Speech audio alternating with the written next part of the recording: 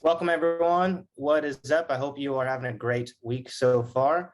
Welcome to another episode of Tradesmen Talks, where we talk about tips and strategies for your home service business. And today, specifically, we want to talk about lead generation.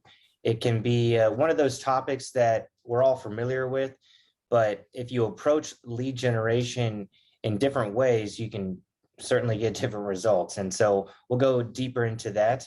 But before we get started, Wilson, how's your week? It's good, man. We're having scorcher up here, so mid 80s. Scorcher. Yeah, mid 80s, beautiful. It's a hard life. The summers here are phenomenal, and That's awesome. yeah, it's good problems. We've got the very last stage of work that's being done to have this Airbnb ready, and then we're hitting the road and going on back to Texas.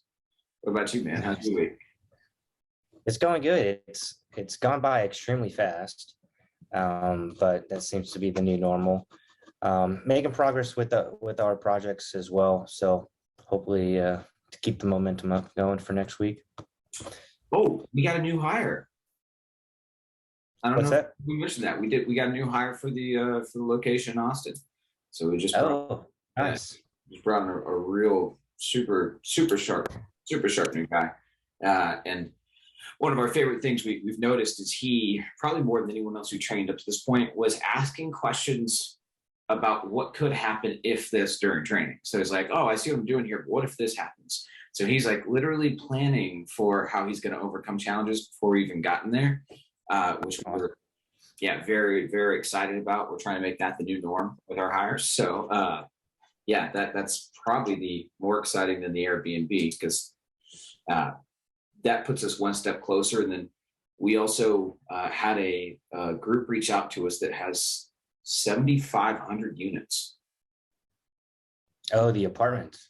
Yeah, so they do apartments, single family homes, just 7,500 rentals across the whole city. And so, Oh, wow. Okay. yeah, it's a bunch. And they're like, we are in desperate need. And so I believe that we're going to be getting on the schedule for them in September. And I still have to figure out what their volume, the 700 unit complex was telling us a minimum of 5 a month. So, if these guys had even similar rates, we could never keep up. It'd be absolutely impossible. Yeah. I mean, it definitely seems like there's room to grow for sure.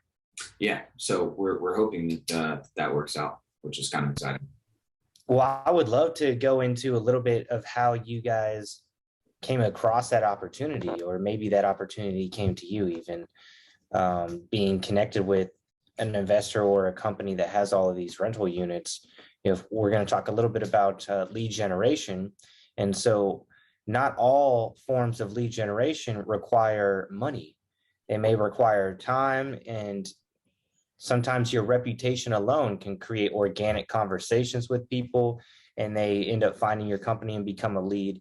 And so simply that time of being a good company is creating reputations, creating leads that way as well.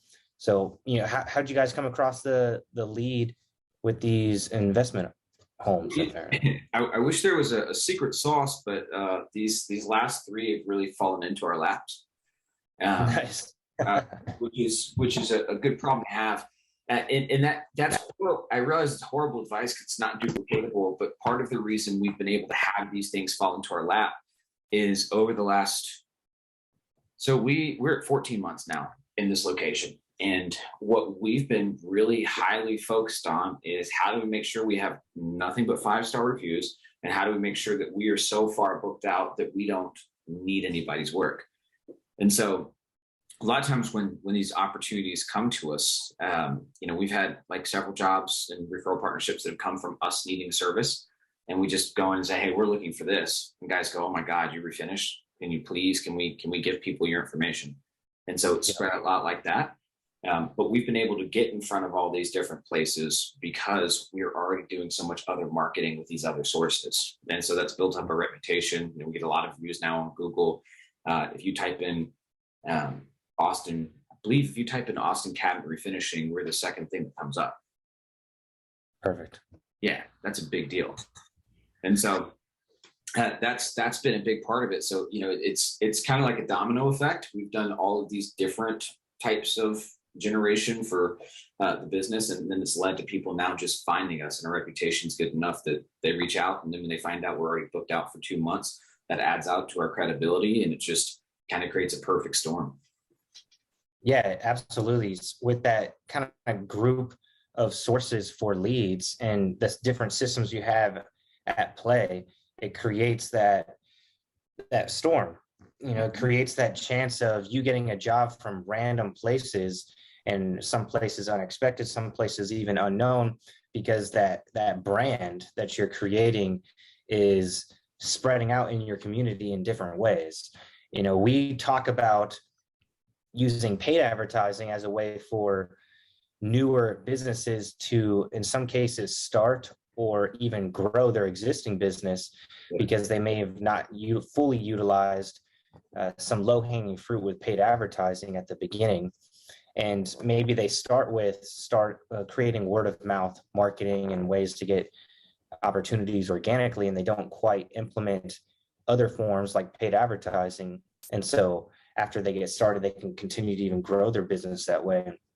But after starting these systems and implementing them over time, as you've proven, they start to create these conversations around people, building that referral network where you're going out and meeting people, and they already have an understanding of what you do and the demand that there is. It gets them excited when you introduce yourself. I actually just went with one of our guys in Tampa, the managing partner over there. We're starting to expand or put efforts into expanding our referral network. And a similar situation where we walked in, and as soon as they saw us with the cabinet doors, they asked us what we do. We told them cabinet refinishing and refacing, and they got pretty excited as well, because they get asked about it all the time and they don't do that. And so when we approach them with an opportunity to increase additional revenue for them by promoting or sharing with their customers what we do, it becomes a win-win. Yep. And they then talk about it with their customers talk about it with their friends and family, as well as that company talks about it with other vendors.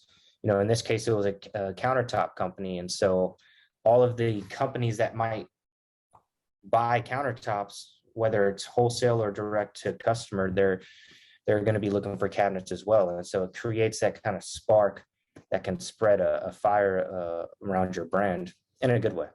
Yeah. We like good fires. I mean, I kind of think that as you're trying to create a flywheel, right? And yep. in the very beginning, like word of mouth, it's funny. I crap on word of mouth sometimes, because in a lot of ways it's not what it used to be. It really isn't.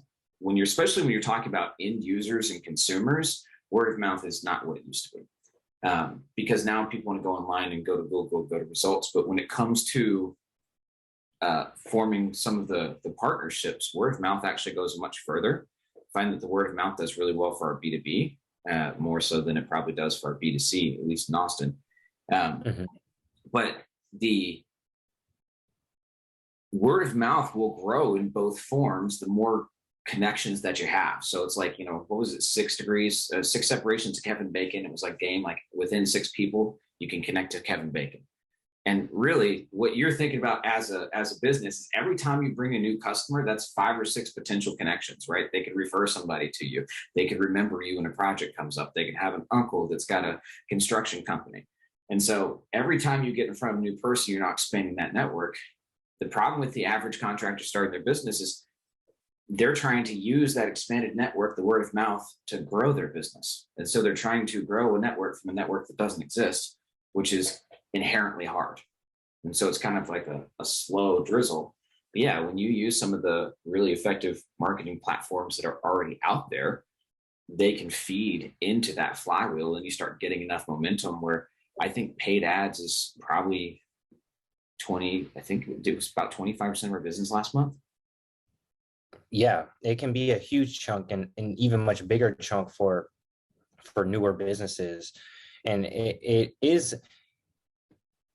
does require an investment where you might have to have a little bit of money to get that system going. But if you implement the right sales process and follow-up process, that investment should certainly bring you a return that you can keep the machine going. Yep. And in some ways create predictable revenue. And you can create somewhat of a throttle for your business where one source of leads, let's say it's Home Advisor or Angie's leads, might be doing really well, and then your Facebook leads aren't doing as well. And then you make some tweaks and you can make some improvements, and you can modify where you're distributing your ad spend across these different channels and create a little bit of control around the business acquisition side or the customer acquisition side of your business. And once you get that up and rolling, that gives you a consistent fuel source to then invest into other forms of marketing.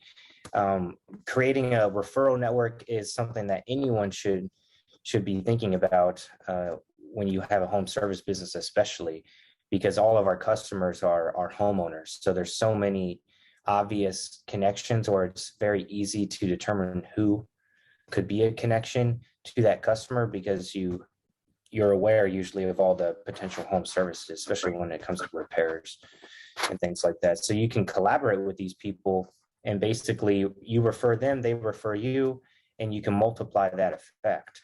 And that can fill in a lot of voids where your paid advertising might be creating some spaces in your calendar, but eventually it will enable you to turn down your marketing spend because the organic, as Wilson pointed out, with it being about 25% of his business being paid advertising, it used to be much more. It was 100% for a long time. Yeah.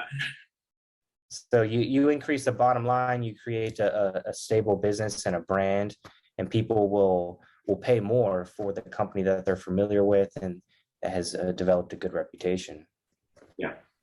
Well, so, one of the things I think is interesting for people that are on the newer side is there's a lot of, and I see this happen in some of the Facebook groups for painters. One of the big questions people ask is, okay, well, which should I spend money on first? I was thinking about trying Facebook ads, or, I was thinking about doing Google. So, Stephen, what would you say to somebody that is asking, hey, where should I spend money first on marketing? I would start with the places that can sell you leads because they are doing a lot of the marketing for you. If you were to try to generate your own leads and then implement the proper system to nurture that lead and turn that lead into a customer, there's a lot of steps within that process. Yep. And if you are very new to any of it, it's probably better to start it in smaller chunks. And so when you consider the whole sales cycle, you may want to just take on the nurturing part, which could be following up with them with a phone call, a text, or email, and use a platform like Home Advisor or Angie's Leads, Porch.com, Bark. There's a bunch of them. You can simply Google home service leads, and you'll find these bigger companies, and they do a lot of the marketing for you, whether that's Google or Facebook ads or TV, even radio, and then they sell you the lead. And so you're going to be spending a little bit more per lead potentially than if you were to generate it yourself, but you're not having to manage that whole generation process.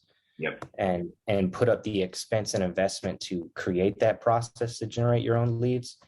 Eventually, after you get some paid advertising going with these lead generation companies, you'll develop profit from the projects that you complete, and then you can reinvest that into expanding your lead generation and taking on more parts of that sales process in-house. And it'll be more profitable, but your systems that you build will be able to manage it for you. Sure. Yeah, I think the component of not having to worry about the developing awareness of the client, right? Like when you get a lead that you purchase from that platform, they already know what the problem is. They pretty much know what they want for the solution. It's just whether or not they're going to pick you. And so the amount of work that's taken off your plate, I don't think a lot of people appreciate how much that is, especially if you're going to be developing like your own systems and your own funnels. And in the very beginning, not having extra stuff on your plate is huge because you already, Yeah. when you're first starting, there's already so many things coming at you. You're trying to learn so many skills at one time. It's way easier if you can minimize and simplify to keep it simple, right? Make your focus on the thing that it should be, which is bringing in sales. Right. A lot of the people we work with are doing the labor, they're doing the sales, they're literally doing everything in the business. So you are genuinely limited on time and capacity to do everything to the fullest in your business. So if wherever you can get help, you should consider, especially if it's profitable.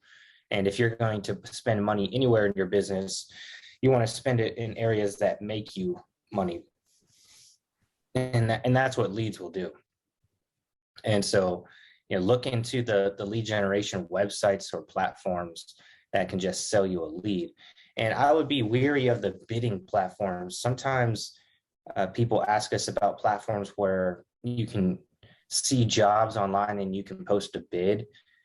That's not the same thing as a lead. If you're not getting that customer's information and able to market to them directly, then it's not really a lead. It's an opportunity to bid. And the challenge that can come with that is when you're focusing your value or your proposal on the price, and the customer is having to consider price as a major reason on who they go with, it kind of emphasizes the price. So naturally, there's going to be that focus on the price. Yep. And you don't want to necessarily be a contractor that competes on price. And we all know reasons why it's better to focus on value and sell on value, create a genuine connection and solve a problem and to build confidence within the customer and incentivize them to want to pay more for you. So when you have an actual lead and you're not having to start the interaction with a bid, it allows you to start off on a better foot in a way. You can build a better connection, and then you can talk about price later on. Yeah, you have way more influence on the outcome. Like a bid is really, it's setting yourself up to be competing. And when you are competing just on price, one of the really tough things is if you do phenomenal, like really high quality work, you may be competing purely on price against people that aren't going to be doing that same level of work. They may not be using the same expensive materials, and your customer really doesn't have a good way of knowing or judging that, because most of the time your customers can't do this type of work. It's not in their realm of understanding. And so you're asking them to make an apples and apples comparison when they have no idea what an apple is. Right. It's not fair to them. And so, what's going to happen is they're going to go with the cheapest guy. And you're going to spend the time and the energy bidding on it. Now, I don't know that some people haven't had success with those platforms, but yeah, I would generally avoid that. And since we kind of brought up the topic of quotes, when you guys are receiving these leads, it may be worth talking about the idea of giving them the quote later on. Sometimes contractors will try to quote over the phone, and it puts you in a less than ideal position as well. And so when you do receive these leads, your goal needs to be to meet them. And it might sound like you're going to be driving around town for nothing, or you're giving away your expertise for free. And that isn't the way to look at it. It's not a way that's going to serve you. If you look at it rather than a waste of time, it's a way to create an opportunity. And it literally is an opportunity for you to make money. It might give you more motivation to actually do that, because it could be easy to just ask them some questions over the phone and give them a quote and make that your sales process. But if you take the time to generate a real relationship and a connection with these homeowners, meet them in person at the potential job site, ask them questions, really diagnose a solution, and promote something that is a win-win for your company and for them, the customer, you're going to get much higher paying jobs. And because you're offering that much more value, you get to charge more. Yep. I think one of the we talked about, I guess, two weeks ago, we talked about one of the hard things is you will see people at later stages in the business and think that what they're doing at that later stage may work for you right now. It's like, if the best guys are doing it, I should do that too. But it'd be like walking to a gym and trying to deadlift 415 pounds because the jack guy in the corner did it, right? He may be fine for that, but it's probably not going to work out in your favor. There's a certain point when your business gets big enough, or when you have enough, I guess, local clout, there are guys that have so much work coming in that they literally just send people bids and they are overpriced and they still get it, right? It's like, if you have too many opportunities, there are guys that do that to save time. I would still argue that they'd be better off hiring a salesperson, having that salesperson take the time to go out there. But especially in the beginning, 100%. If you're not booked out for weeks, you would not, if you're not booked out for a very long time, you would not want to take the advice of trying to save time on bids, right? By just giving quotes. Like, you want to do the opposite. You want to spend as much time with those people developing that relationship as possible. That's going to be the fastest route to fill an account route. And as a side note, you're right. You are going to make more money because they're going to have more of that connection. You're going to be able to charge more. You can develop more value along the process. Right. So definitely, you guys focus on converting that lead into an appointment, and then, just set yourself up for success, meeting them in person. And so we talked a little bit about paid advertising. We talked a little bit about, or at least when it came to online lead generation. And there are other forms of ways to invest into marketing or lead generation, things like newsletter sponsorships. That's one that we're going to be re-experimenting with. In Florida, there are a lot of retirement communities, and those are our ideal customers. And so these mega neighborhoods have their own newspapers and newsletters. And so you can sponsor those, and they have different placed ads and whatnot in their newsletters, and they're fairly inexpensive, $500. And you'll get in multiple issues most of the time. And if that converts one job, then it's worth it. More than likely, you can systemize that as well and organize that to where you can serve areas that you prefer and kind of pick and choose where you work a little bit. Well, it's kind of like what we were talking about with knocking on doors a couple weeks ago, right? The beautiful thing about sending it out to the neighborhood is, like, if you go into Facebook or you go into Google, like, a lot of your challenge is, how do I get in front of people that own a home with this much income that are this demographic in this area? And there's like some ways you can kind of massage it to make that happen. But if you're sending out a newsletter to that exact person at their house, problem solved. That's a great point. And that's something that we've touched on a couple times recently. The idea that a lot of these marketing efforts, these campaigns, when you are trying to generate your own leads, is you're spending, and realistically, you're spending money to filter an audience so that you can even just show your offer to someone that you deem qualified. And so if we know who that is and we can go directly in a much more efficient way, then you might as well, at least in the discovery process. So meaning, what neighborhoods you want to serve. Right. And so part of if you do online advertising, part of your budget is just to determine where the neighborhood is. And so you could find the specific neighborhood you want to work in and just door knock, or you can send them letters. You could do direct mail flyers. And if you literally, we've worked with people that very, very recently have door knocked neighborhoods, and every time they would get leads. They would get people to request a quote, or they would even get a job. Yeah. And most people wouldn't choose to door knock, but it is a form of lead generation that will still work. If you are sincerely wanting leads or appointments, or if you want a job for your home service business, and you are not generating leads anywhere else, but you are able to go door knock, you should at least do that. And if you devote one day to door knocking in the neighborhood that you want to serve, um, you're very likely, I'll say, to get at least one appointment, get a couple of appointments and ideally one job. But that's better than doing nothing and getting nothing. Well, it's interesting because one of the, I think, things that makes door knocking so underrated is there's a hierarchy within leads, but the hierarchy changes based on the time lag that you have to get a lead, right?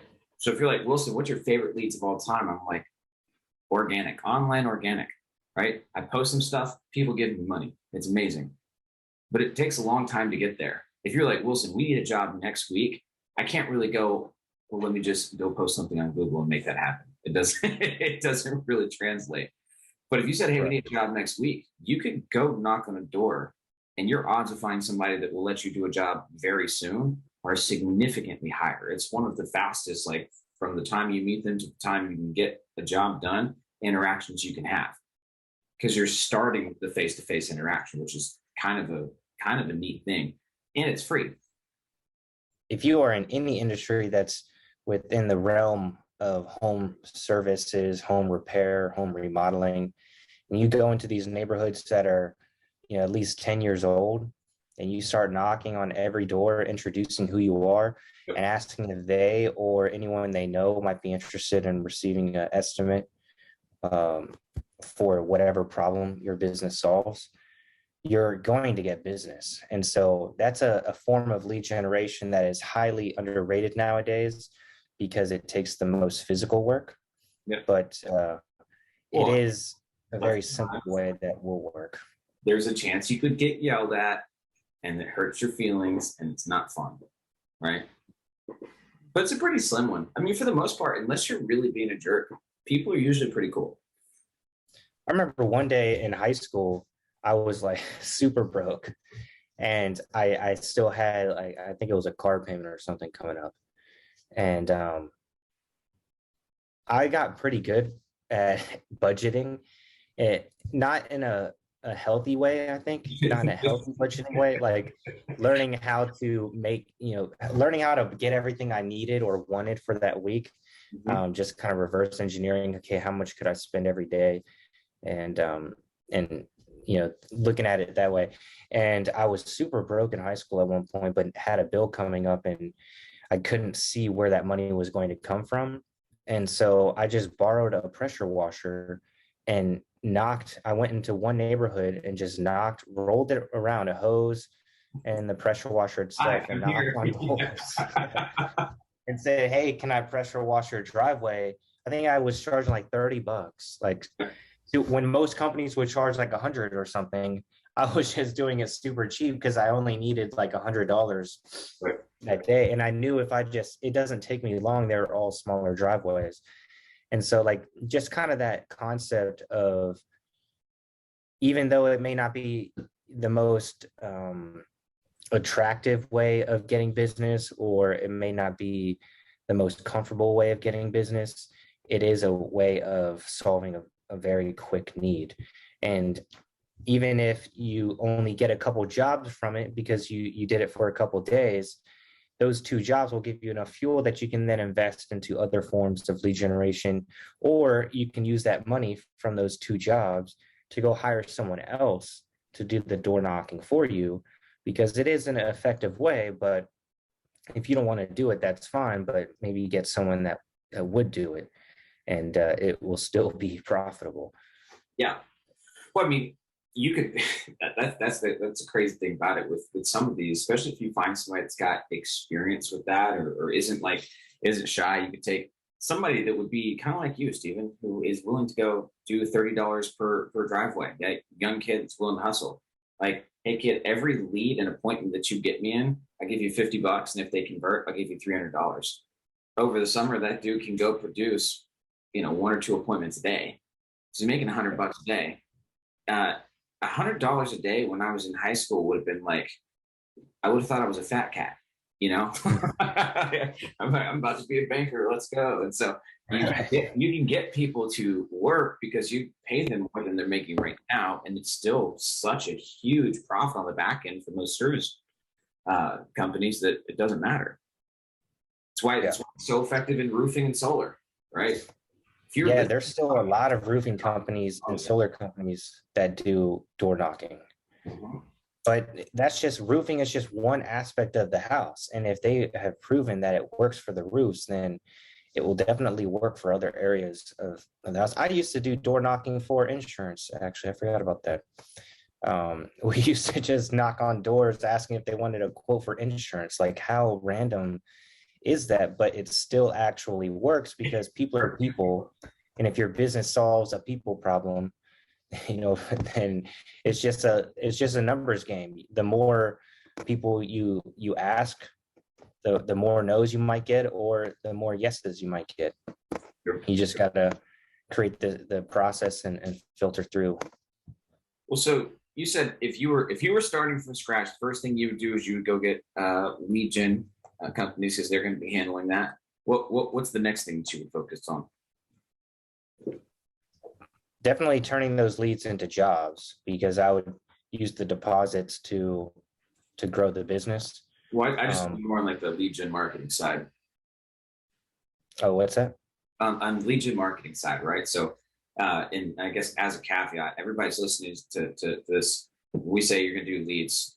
We're assuming and expecting that you've listened to some of the other episodes. You're putting in a lead nurture process, and you're sending them texts and follow ups and emails, and you're using that to convert.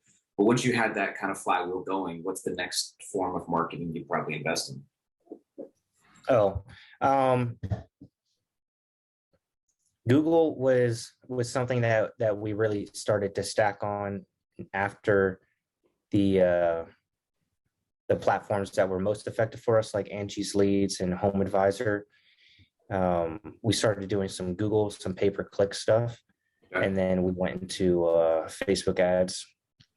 Facebook ads was something that we could scale, because these lead platforms, if you're buying all the leads that they'll sell you, then you got to get them from somewhere else. And so Facebook was a way for us to get in front of people, homeowners. And it took a while to dial that in, but that became kind of another throttle of sorts for our business, where the more we spend, the more we earn. And so that's where you want to get, is where you can throttle the business.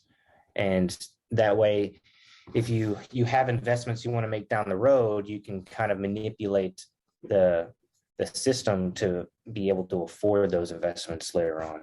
Yeah, that's interesting. So from traditional lead gen to things like Google and Facebook, so paper ads, which if you're going to do that, you should be aware you're either going to have to learn how to basically develop your own funnels, or you're going to need to pay somebody to do that.